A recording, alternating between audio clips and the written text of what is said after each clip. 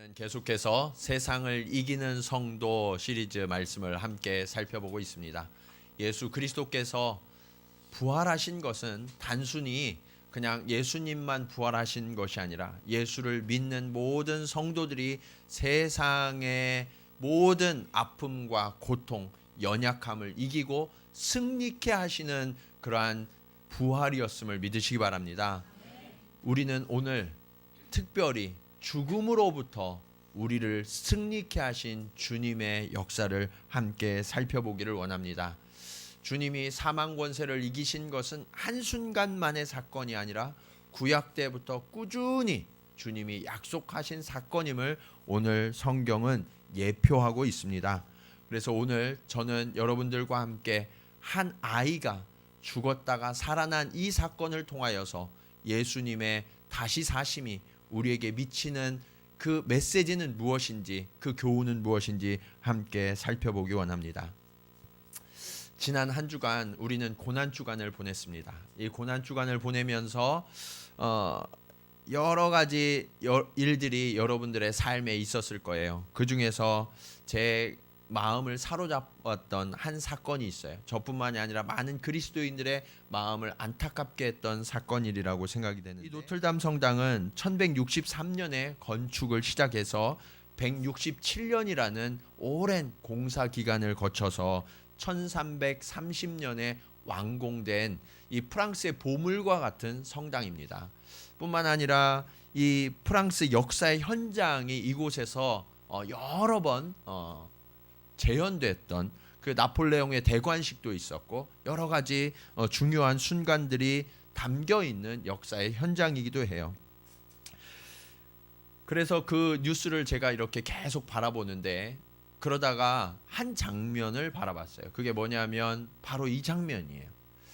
이 성당에 수많은 유물들이 있는데 이 유물들 값비싸고 고귀한 유물들을 구해내는데, 저는 그것에 관심이 있는 게 아니라 딱 한 장면, 이 성당의 첨탑에 놓여져 있던 이 수탉을 건져 올리는 이 장면이 제 마음을 사로잡았어요. 우리 이 한국이나 일본의 교회들의 상징은 십자가입니다. 그런데 유럽의 교회들을 가보면요, 이 유럽의 교회들은 십자가 대신에 이 수탉이 교회 첨탑에 올라가 있는 교회들을 많이 볼 수 있어요. 이 수탉이 의미하는 것은 무엇이냐? 예수 그리스도를 3번이나 부인했다가 수탉이 울 때 주님께로 돌이켜 회개했던 사람이 누구예요? 베드로죠. 이 베드로의 영혼을 일깨운 이 수탉이 우리의 영혼도 깨어나게 해주기를 바라면서 교회들마다 첨탑 위에 수탉을 달아 올리거든요. 저는 그리스도인이라면 누구나 회개로부터 그들의 신앙이 출발한다고 믿습니다. 교회는 회개한 성도들의 공동체이기 때문에 그래요. 그동안 프랑스의 뉴스들을 보면, 프랑스로부터 들려오는 뉴스들을 보면 별로 좋지 않은 뉴스들이 많이 들려왔어요. 테러가 일어났다는 뉴스들, 그리고 아주 극렬한 데모 때문에 파리 시내 곳곳이 불타는 장면들, 이것이 뉴스의 주를 이루고 있었어요. 그런데 이 노틀담 성당이 불타는 순간 파리 사람들의 광경이 달라지기 시작했어요. 그게 뭐냐? 눈물을 흘리며 기도하고 있었던 거예요. 그들의 잠들었던 영혼, 어둠 속에 깊이 묻혔던 영혼들이 깨어나 하나님께 돌이키고 있음을 볼 수 있는 아주 중요한 장면이라고 생각합니다. 그들의 마음이 분열되었다가 하나로 모아지는데 예수 그리스도를 향하여서 모아지고 있었던 거예요. 여러분, 저는 이 노틀담 성당이 불타는 것은 너무나 안타까운 일이었지만 이들이야말로 제대로 고난 주간을 보내고 있었구나. 그리고 이들이 맞이하는 새로운 아침은 정말 주님의 부활하심과 살아계심을 경험하는 그러한 또 다른 날을 경험하겠구나 하는 기대와 소망을 품게 되었어요. 여러분, 주님이 십자가를 지시고 부활하신 사건은 이와 같이 모든 그리스도인들에게 모든 어두움과 고통이 그쳐지고 하나님의 살아계심과 하나님의 놀라운 능력이 나타나는 시간임을 믿으시기 바랍니다. 그렇다면 우리는 어떻게 그 주님의 부활하신 이 사건을 맞이할 것인가? 첫 번째로 하나님은 생명을 주신 분이시라는 것을 우리는 깨달아 알아야 합니다. 오늘 성경 본문은 아주 특별한 배경을 가지고 있어요. 엘리사가 사역을 하기 위하여서 자주 방문하던 지역이 있는데 그곳이 어디였냐? 수넴이라는 곳이에요. 이 수넴은 이스라엘 평원, 이스라엘이 아니라 이스르엘 평원에서 북쪽으로 약 4.8km 지점에 있는 지역입니다. 이 이스라엘 평원은 갈멜산, 여러분 잘 아시잖아요. 이 갈멜산에서 내려다보면 보이는 평원이었어요. 그 평원에서 북쪽으로 4.8km에 있는 지역이 수넴 지역이었어요. 그래서 이 엘리야와 엘리사도 이곳을 무대로 해서 사역을 했었기 때문에 수넴을 자주 방문했던 것 같아요.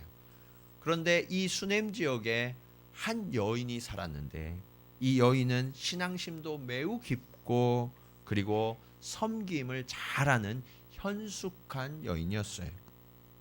얼마나 섬김을 잘했던지 엘리사가 수넴 지역을 방문할 때마다 꼭 자신의 집에 모셔서 대접을 했어요.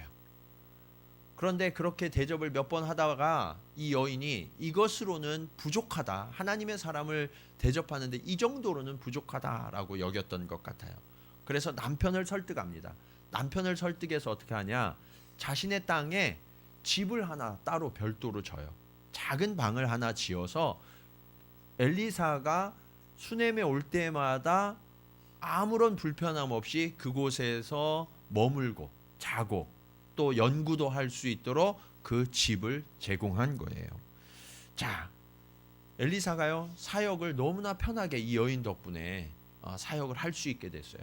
그러니까 고마울까요? 고맙지 않을까요? 고맙죠. 그래서 무언가 해주고 싶었어요. 이 여인을 위해서.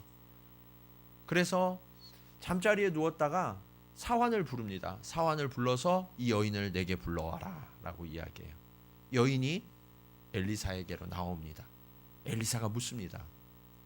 혹시 필요한 것이 있느냐? 내가 도와줄 것이 있느냐? 무엇을 말하든지 내가 다 들어주리라. 왜냐하면 이 엘리사는요 스승 엘리야와 달리 왕과도 자주 만났고요. 국가의 모든 중요한 요직의 신하들도 이 엘리사의 영향력 아래에 있었어요. 뿐만 아니라 이방 나라의 왕들도 이 엘리사를 존경했기 때문에 엘리사가 원하고 부탁하는 것이면 왕이든 누구든 다 들어주거든요. 그래서 내가 왕에게든 장군에게든 말하여 너의 필요를 채워주겠다라고 아주 통큰 제안을 합니다. 여러분 같으면 어떠시겠어요? 기회는 이때다 하고 뭐든지 아주 큰 거 하나 이야기하지 않겠어요? 그런데 이 여인이 무엇을 부탁했느냐? 아무것도 부탁하지 않아요. 뭐라고 말하냐면 저는 이 백성 중에 편안히 거하고 있습니다. 더 이상 부탁드릴 것이 없습니다 하고서 물러나는 거예요. 그 모습을 지켜보면서 엘리사의 마음이 굉장히 복잡해졌어요. 왜냐하면 이 여인에게 감사를 표현해야 되겠네. 무언가 꼭 해주고 싶은데 이 여인이 필요한 것이 없다고 하니까 그럼 어떻게 해야 되지? 하는 숙제가 생긴 거예요. 그래서 이 엘리사가 잠을 이루지 못하고 고민을 계속하는 모습을 사환이 봤어요. 이 사환이었던 게하시가 아주 눈치가 빠른 사람이었던 것 같아요. 비선 눈치가 빨라야 돼요. 그래서 눈치가 빨라서 무엇을 해줬냐면 스승님, 이 여인이 풍족하고 부족함이 없는 여인인데 딱 한 가지 부족한 게 있어요. 그게 뭐냐? 자식이 없습니다. 이 여인은 젊지만 그 남편은 나이가 너무 많아요. 나이 차이가 많은데 결혼을 했던 것 같아요. 그런데 그 때문인지 아이가 들어서지 않는 거예요. 그래서 남편이 너무 늙어서 더 이상 아이를 가질 수 없는 형편에 이르렀다라는 것을 게하시가 이야기를 해주었어요. 그러니까 엘리사가 그 여인을 다시 불러와라. 여인이 불려옵니다. 그래서 우리가 함께 읽진 않았지만 오늘 본문 앞에 16절에 보면 이렇게 엘리사가 여인에게 제안합니다. 엘리사가 이르되 한 해가 지나 이때쯤에 내가 아들을 안으리니. 자식을 주는 것만 해도 감사한데요. 당시에 이 자식들 중에서 더 선호하는 성별은 아들이었어요. 그래서 네가 아들을 안을 거야. 대가 끊이지 않을 거야 라고 축복을 해주죠. 너무너무 뜻밖의 이야기를 엘리사로부터 이 여인이 들은 거예요. 그래서 너무 놀라서 이 여인이 뭐라고 말하냐면, 여인이 이르되 아니로소이다. 내 주 하나님의 사람이여 당신의 계집종을 속이지 마옵소서. 어떻게 그런 일이 일어날 수 있어요? 우리는 의학적으로 이미 아이를 가질 수 없는 때가 되었어요 라고 이야기하는 거죠. 그런데 아이가 생겼을까요? 안 생겼을까요? 생겼죠. 그렇죠? 자, 그래서 17절 말씀을 보면 엘리사가 말한 대로 진짜 한 해 후에 아이가 생겼어요. 여러분, 이것이 생명의 능력이에요. 그런데 이 생명의 능력이 누구에게 있을까요? 그렇습니다. 이 생명의 능력은 오직 하나님 한 분에게만 있는 거예요. 그래서 그 하나님께서 아브라함에게 아이를 낳을 수 없는 아브라함과 사라에게 누굴 주셨어요? 이삭을 주셨죠. 아이를 얻지 못해 성전에가 울고 있던 한나에게 누구를 주셨어요? 사무엘을 주셨죠. 하나님은요, 이처럼 수태하지 못하던 그 여인들을 찾으셔서 생명의 능력이 하나님께 있음을 보여주셨어요. 여러분, 그렇다면 하나님께서 저와 여러분의 생명도 주셨음을 믿으십니까? 우리의 생명이 하나님께로부터 온 것임을 우리는 고백해야 돼요. 우리의 생명의 가치가 얼마나 크고 존귀한 것인가, 이것을 우리는 이 부활의 아침에 깨달아야 하는 일이에요. 그냥 예수가 부활하셨대 이것으로 끝나는 것이 아니라 우리의 생명이 처음부터 하나님으로부터 말미암았고 그 생명의 가치가 예수 그리스도의 목숨을 대신할 만큼 가치 있는 것임을 우리는 깨달아 알아야만 하는 거예요. 이것이 저와 여러분의 삶의 출발점이에요. 이것이 세상에 속한 자들과 예수 그리스도에게 속한 자들의 구분점이 되는 거예요. 부모님을 통해서 우리에게 생명을 주셨지만 그 생명을 처음부터 조성하시고 섭리하시고 주관하시는 분, 그분이 바로 저와 여러분의 생명의 주인 되신 하나님이심을 믿으시기 바랍니다. 하나님은요, 아담과 하와 최초의 인류를 지으셨어요. 그런데 아담과 하와를 지으시고 난 다음에 내가 이제 인류의 조상을 지었으니까 생육하고 번성하라 축복하시고 손을 떼셨느냐? 그렇지 않으세요. 하나님은요, 매 순간 우리를 지키시고 보호하세요. 방치하지 않으시고 한 생명 한 생명을 다 섭리하시고 주관하시고 인도하시는 생명의 주관자, 그분이 저와 여러분의 하나님이세요. 여러분, 이 사실을 분명히 기억할 때 우리의 생명의 가치가 어느 정도인지, 우리의 존재의 목적과 삶의 이유가 무엇인지를 분명히 알고 구별된 삶을 살아갈 수 있는 거예요. 그래서 다윗은, 이 시편을 노래한 다윗은 어떠한 어려움과 환난 가운데에도 절망하거나 포기하지 아니하고 하나님을 의지했고, 그 하나님을 의지했던 다윗을 하나님은 높이시고 하나님의 축복의 통로로 사용하셨던 거예요. 오늘 이 부활의 아침, 하나님께서 저와 여러분의 호흡과 우리 인생의 남은 모든 시간들을 주관하시는 분이심을 믿고 그 하나님을 붙들고 살아가는 생명의 사람들이 되시기를 주님의 이름으로 간절히 축원합니다. 자, 부활의 아침 우리가 기억해야 할 일 두 번째는, 하나님은 그 생명을 주셨을 뿐만 아니라 다시 살리시는 분이심을 우리는 고백해야 합니다. 여러분, 엘리사가 이 여인에게 아들을 낳게 해주었을 때, 하나님이 그 약속을 따라서 아들을 주셨을 때 이 여인의 기쁨이 얼마나 컸겠어요. 세상에 그 어떤 것으로도 대체할 수 없는 아주 큰 기쁨이지 않았겠습니까? 이 아이를 소중하게 키웠을까요? 안 키웠을까요? 키웠죠. 정말 애지중지하게, 내 생명을 주어도 아깝지 않을 만큼 최선을 다해서 모든 정성과 사랑을 다해서 아이를 키웠을 거예요. 그런데 여러분, 이 부모의 사랑을 듬뿍 받고 자라던 이 아이에게 생각지도 못한 일이 생기고 말았어요. 아마도 한 5, 6세쯤 되었을 때이지 않을까 생각되는데, 아버지를 따라서 추수하는 들판에 나가요. 그런데 그만 거기에서 추수하니까 사람들이 분주할 거예요. 아무도 이 아이를 신경 쓰지 못했던 것 같아요. 그때 이 아이가 그만 햇볕에 너무 많이 노출을 되었는지 아버지에게 이렇게 이야기합니다. 내 머리야, 내 머리야. 아버지가 급히 사환을 불러서, 종을 불러서 어머니에게 데려다 주라라고 이야기해요. 내 생명을 주어도 아깝지 않은 이 아이가 내 품 안에 안겨 있기는 있는데 그 몸이 점점 차갑게 식어가는 거예요. 여러분, 부모에게 있어 이것보다 더 큰 아픔과 고통이 어디 있겠습니까? 내 아이를 위해서 아무런 손도 쓸 수가 없는 거예요. 그만 내 품에 안겨서 죽고 마는 거예요. 이 여인의 슬픔과 고통이 얼마나 컸을까요? 그 고통이 너무나 커서 그랬는지 한 가지 이상한 행동을 해요. 그게 뭐냐면 이 아이의 시체를 선지자의 방에 갖다가 눕혀요. 그리고 자신은 밖에 나와요. 밖에 나와서 남편에게 부탁해서 시종 하나와 그리고 나귀 한 마리를 준비해 달라고 합니다. 그리고 시종에게 이야기해요. 내가 어떤 상태든지 신경 쓰지 말고 내가 직접 말하기 전에는 절대로 나귀를 멈추지 말고 끝까지 달려가야 한다.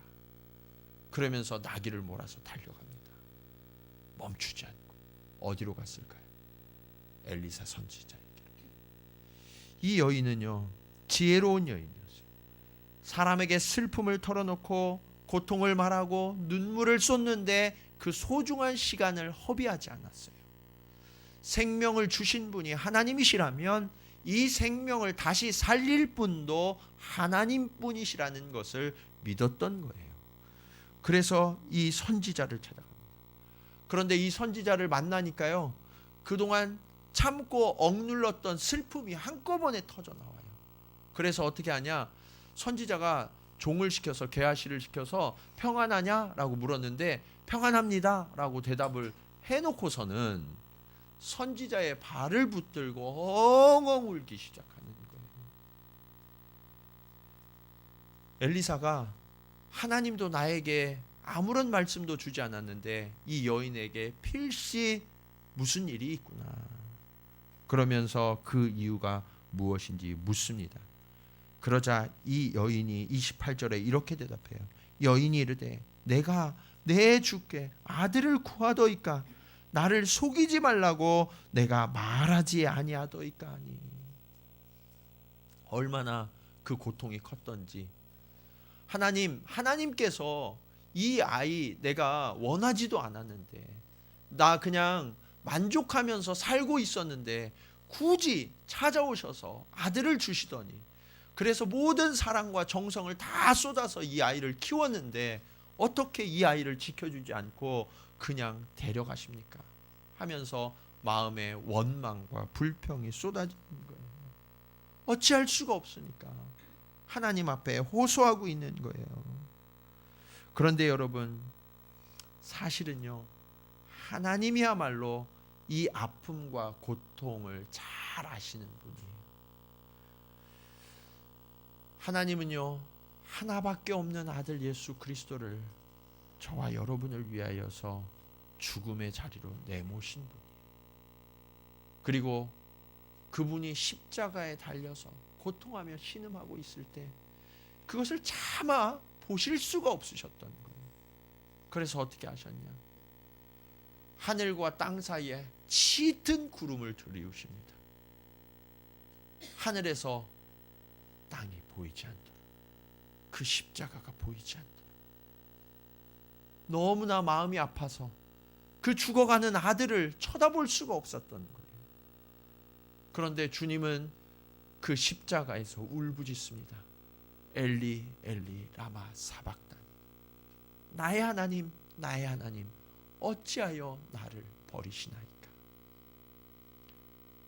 십자가에 못 박힌 고통보다, 사람들이 침뱉고 조롱하는 그 고통보다 더 큰 고통은 하나님께서 나에게서 얼굴을 돌리시는 고통이었다라고 주님 고백하고 계셨던 거예요. 그 고통을 주님 친히 담당하셨고 하나님 아버지께서 친히 담당하셨던 거예요. 여러분도 인생을 살아가다 보면 큰 아픔과 슬픔이 여러분을 누를 때가 있잖아요. 그 고통이 너무 클 때 어떻게 생각되세요? 아, 세상에는 나 홀로밖에 없구나. 아무도 내 아픔을 이해해 줄 수가 없어.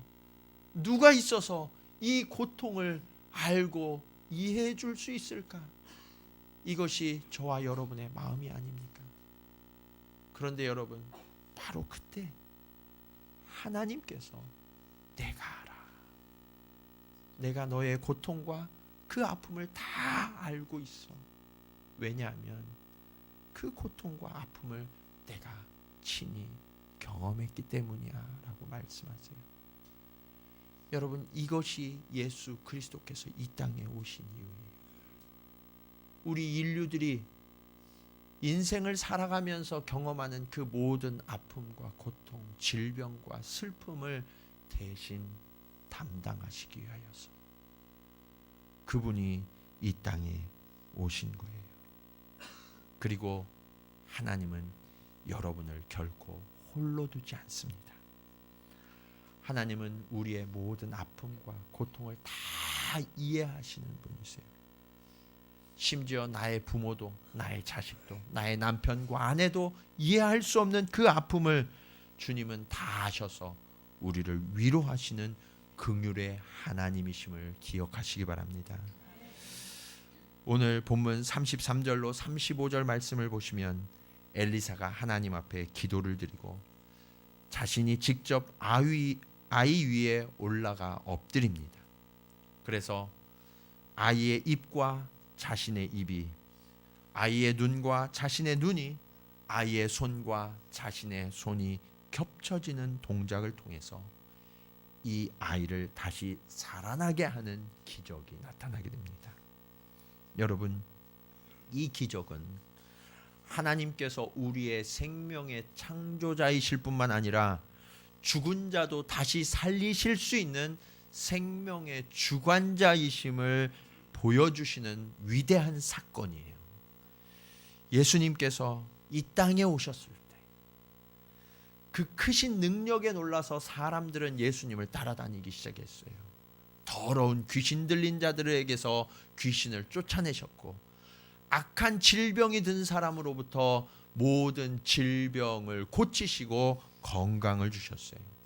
뿐만 아니라 깊은 죄악까지도 뿌리 뽑아 용서하신 분, 의롭게 하신 분, 그분이 예수님이셨어요. 그래서 예수님이 가시는 곳마다 사람들은 주님께 나왔습니다. 그리고 예수님이야말로 이스라엘을 구원하실 그리스도요 메시아라고 찬송하면서 예수님을 왕으로 모시려고 했어요. 그런데 바로 그 순간 예수님이 갑자기 체포되시더니 너무나 허무하게 십자가에 달려 돌아가시고 말았어요.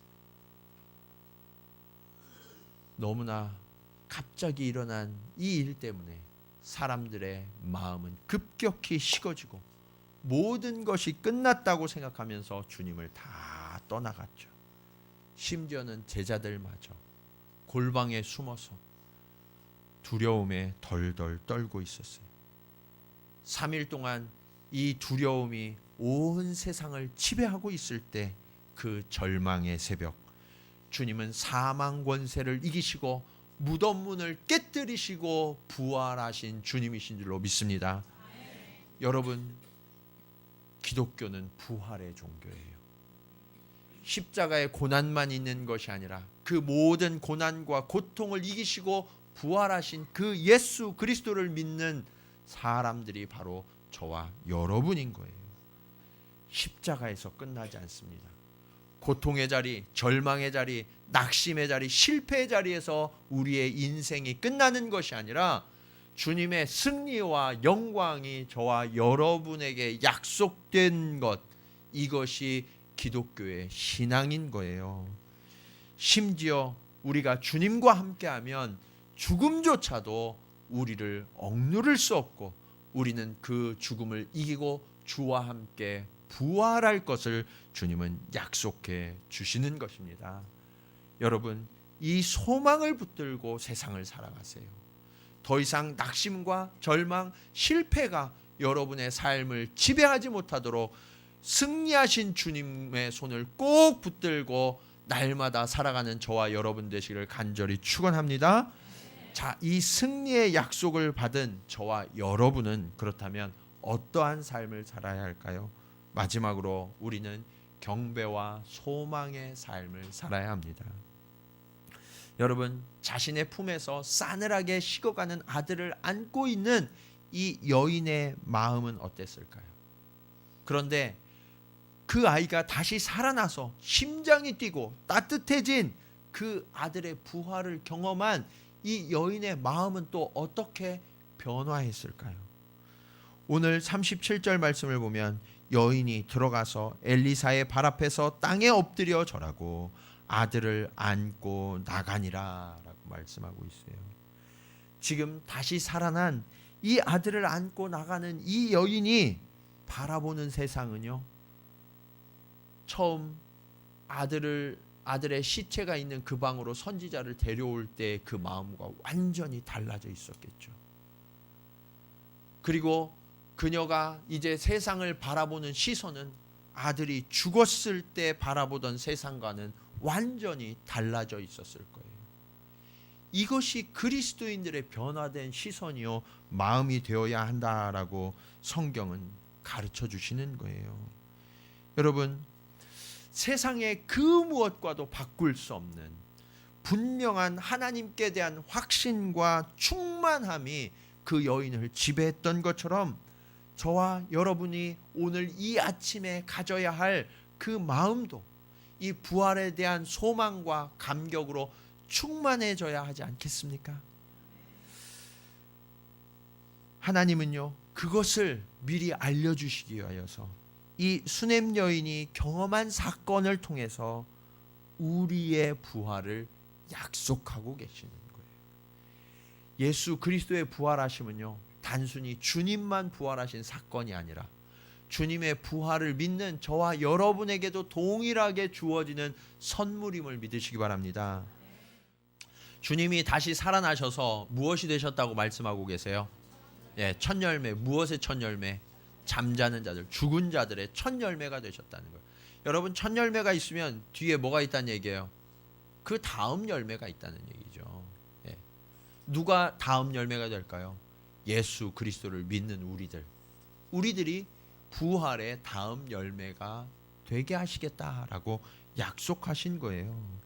이제 그 약속을 받게 되면, 확신하게 되면 더 이상 세상의 염려와 두려움에 억눌리는 자가 아니라 그 두려움과 염려쯤은 던져버릴 수 있는 그러한 담대한 믿음의 소유자가 될 수 있는 거예요.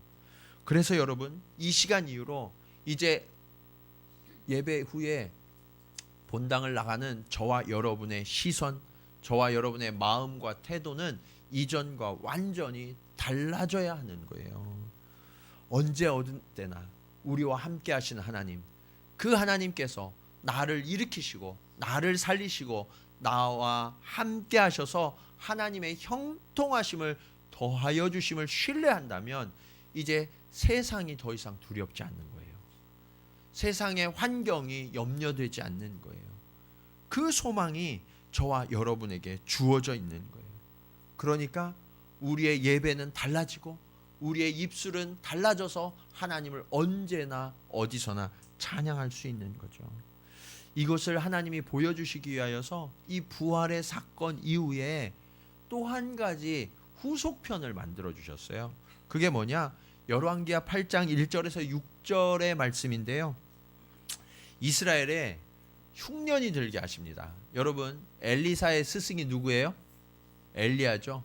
엘리야 때 이스라엘의 흉년이 얼마 동안 들었어요? 기근이 3년 6개월.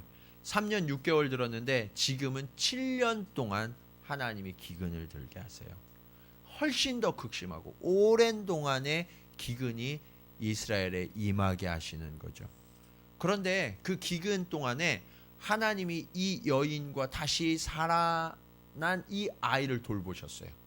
어떻게 하셨냐? 엘리사를 보내어서 이제 기근이 일어날 거니까 이 땅을 기근 동안 떠나 있어라. 다른 땅에 가서 살아라 라고 알려줘요. 그래서 이 여인이 택한 곳이 어디였냐? 블레셋이었어요. 블레셋에 가서 7년 동안을 잘 살아요. 기근을 피해서. 이것이 하나님의 돌보심이에요. 하나님은요, 저와 여러분을 부활케 하시고 다시 살아나게 하실 뿐만 아니라 그 이후의 삶도 세밀하게 간섭하시고 도우심을 믿으시기 바랍니다. 자, 그런데요, 여기에서 그냥 끝나면 너무 싱거웠는지 하나님이 아주 특별한 사건을 하나 일으키세요. 그게 뭐냐?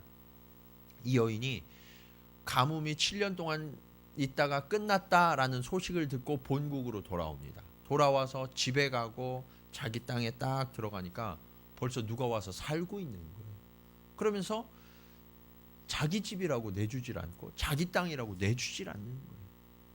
아무리 방법을 써도 되지 않는 거예요. 그래서 어떻게 했냐? 왕에게 찾아가서 도움을 요청합니다. 아주 절묘한 장면이 여기서 펼쳐져요. 왕을 찾아가는 딱 그 순간에 왕 앞에 딱 나아갔는데 왕이 누구와 대화를 하고 있었어요. 대화하고 있는 사람이 누군가 하고 딱 보니까 엘리사의 사환이었던 게하시예요. 여러분, 이 게하시가 이 여인을 잘 알까요? 모를까요? 잘 알죠. 너무 잘 알죠.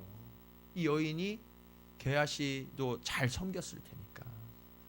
그래서요, 그 자리에서 모든 게 해결이 돼요. 게하시가 이 여인의 이야기가 맞다고 증명해 주었거든요.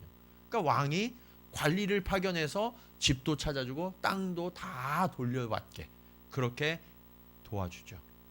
여러분, 이것이 무슨 일이냐? 만일 7년 동안 집이 잠겨 있고 비어 있다고 생각해 보세요. 그러면 그 집이 7년 후에 와 보면 어떻게 될까요? 네, 사람 살 곳이 못 돼요. 네. 그리고 7년 동안 땅을 경작하지 않고 그대로 놔둬보세요. 그럼 그 땅이 어떻게 될까요? 네, 황무지가 되고 짐승의 땅이 돼버려요. 이 땅을 다시 개간하고 하려고 그러면 얼마나 어려웠을까요? 그런데 누군가 들어와서 살아요. 자기 집처럼 잘 돌봤을 거 아니에요. 자기 땅처럼 잘 가꾸고 막 심고 거두고 했을 거 아니에요. 이제 여인이 딱 들어와서 그냥 살면 되잖아요. 네. 하나님께서 이렇게 섭리하신 거예요. 우리는 빼앗긴 줄 알아요. 우리는 다 잃어버린 줄 알아요. 그러나 하나님의 돌보심이 그 안에 섭리하고 있었던 거예요. 여러분, 여러분의 인생이 나는 죽었다, 나는 망했다, 나는 아무것도 가진 게 없다라고 생각되세요? 그때 하나님 앞에 호소하시기 바랍니다. 그러면 하나님께서 이 여인에게 잃어버린 집과 땅을 찾아주시는 것처럼 여러분의 삶을 돌보시고 지키시고 인도해 주시는 좋으신 아버지가 되어 주시는 거예요. 이것이 부활의 능력이에요. 부활의 능력은 다시 살아나서 방치되는 게 아니라 매 순간 매 순간을 돌보시고 하나님의 섬세한 손길로 우리를 일으키셔서 더 좋은 것으로 우리에게 허락하시는 아버지의 능력인 거예요. 하나님은 이처럼 한순간도 저와 여러분을 잊지 않으세요. 잠시 잃어버리고 빼앗긴 것 같아도 그것까지 은혜로 바꾸시는 전능하신 하나님이세요. 오늘 이 부활의 능력과 소망으로 다시 일어나시기 바랍니다. 그리고 하나님을 신뢰하는 믿음 속에서 날마다 충만한 삶을 살며 그 하나님을 증거하는 저와 여러분 우리 동경 지구촌 교회가 되기를 주님의 이름으로 간절히 축원합니다. 기도하시겠습니다.